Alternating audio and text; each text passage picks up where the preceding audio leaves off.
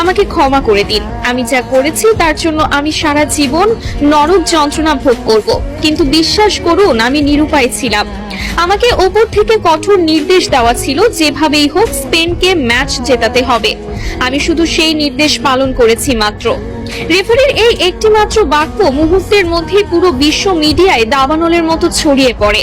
সারা বিশ্বের ফুটবল বোদ্ধা থেকে শুরু করে সাধারণ ভক্তরা রীতিমতো স্তব্ধ হয়ে যান। তিনি আরো ভয়ঙ্কর সব গোপন তথ্য ফাঁস করে বলেন, ম্যাচের আগের রাতেই আমার হোটেল রুমে থাকা ল্যান্ডলাইনে একটি গোপন কল আসে। আমি ফোন তুলতেই ফিফার ভেতরের একটি শক্তিশালী সিন্ডিকেট এবং আন্ডারওয়ার্ল্ডের বেটিং মাফিয়াদের এক শীর্ষ কর্মকর্তা আমাকে পরিষ্কার ভাষায় হুমকি দেন।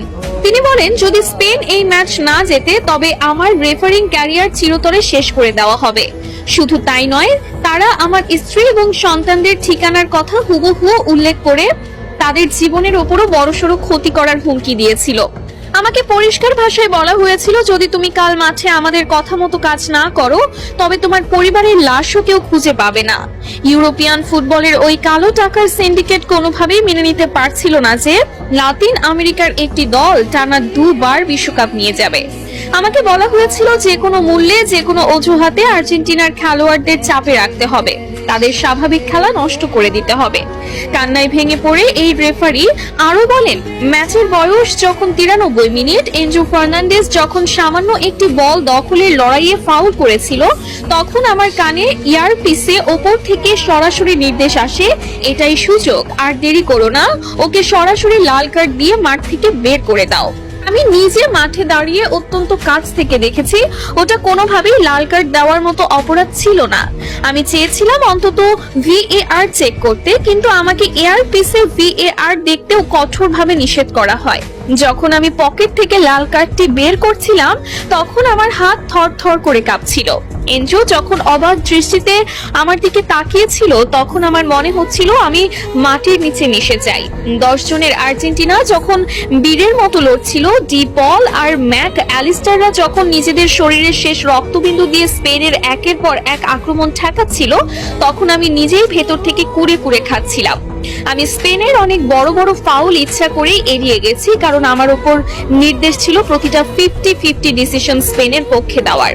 অতিরিক্ত সময়ে যখন স্পেনের ফেরান তোরেস গোলটি করলো তখন স্টেডিয়ামের স্প্যানিশ ভক্তরা উল্লাস করলেও আমার বুকের ভেতরটা অপরাধবোধে ভিন্ন হয়ে যাচ্ছিল।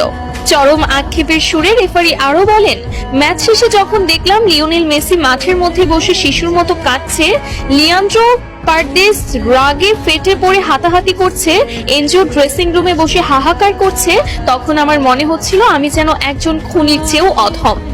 আমি ফুটবলের ঈশ্বরকে কাঁদিয়েছি। মেসি যখন শূন্য দৃষ্টিতে আমার দিকে তাকিয়ে মাঠ ছাড়ছিল, ওই চাহনি আমার বুকে তীরের মতো বিঁধেছে। গত কয়েক রাত আমি এক মুহূর্তের জন্য দু চোখের পাতা এক করতে পারিনি। চোখ বন্ধ করলেই আমি মেসির সেই কান্নার দৃশ্য দেখতে পাচ্ছিলাম। এনজো ফার্নান্ডেজ যখন লাইভে এসে কাঁদছিল এবং বলছিল যে সে কোনো ফাউল করেনি, তখন আমার বিবেক আমাকে বিষাক্ত সাপের মতো দংশন করছিল। জীবনের ঝুঁকি নিয়ে রেফারি সবার সামনে আকুতি জানিয়ে বলেন, আমি জানি এই সত্যিটা বলার পর আমার ক্যারিয়ার আজ থেকেই শেষ হয়ে যাবে, হয়তো আমার জীবনের ওপরও হুমকি আসবে। ফিফার মাফিয়ারা আমাকে শান্তিতে থাকতে দেবে না। আমি জানি না কাল সকালে আমি আর বেঁচে থাকবো কিনা, কিন্তু আমি আর এই মিথ্যার বিশাল বোঝা বুকে নিয়ে বাঁচতে পারছিলাম না।